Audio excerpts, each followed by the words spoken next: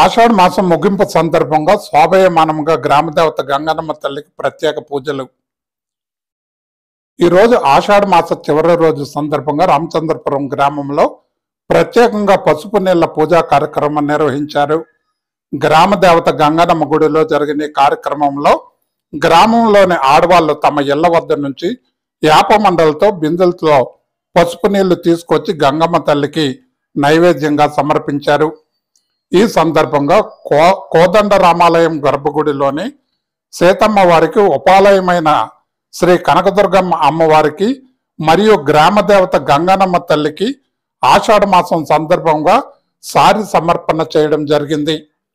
అనంతరం ఊరేగింపుగా మహిళలు మేళాలతో ఆటోనగర్లో ఉన్న శ్రీ కనకదుర్గమ్మ ఆలయానికి చేరుకొని అక్కడి నుంచి ప్రారంభమైన ర్యాలీగా శ్రీ రామాలయం వరకు సాగింది.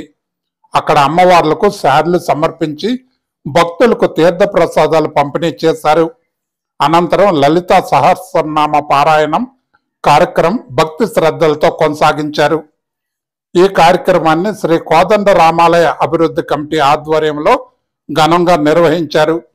ఈ సందర్భంగా గౌరవ అధ్యక్షులు పరిమి ధర్మరాజు విజయభారతి దంపతులు, పరిమి సత్యనారాయణ, కమిటీ అధ్యక్షులు మోతుకూరి నారాయణ, సరోజిని దంపతులు, ఉపాధ్యక్షులు వరికూటి ధర్మారావు, కార్యదర్శి కోర రాఘవరాం, సుధారాణి, కోశాధికారి కొప్పురపు సురేష్, సత్య దంపతులు, సభ్యులు పువ్వాడం సీతామహాలక్ష్మి, తలారి సత్యనారాయణ, గ్రామ పెద్దలు కొండ్రెడ్డి సోమరాజు, అప్పసాని పరమేశ్వరరావు, నెక్కలపూడి సూర్యచంద్రరావు, కోర రాము, మోటమూరి గణేష్ తదితరులు పాల్గొన్నారు.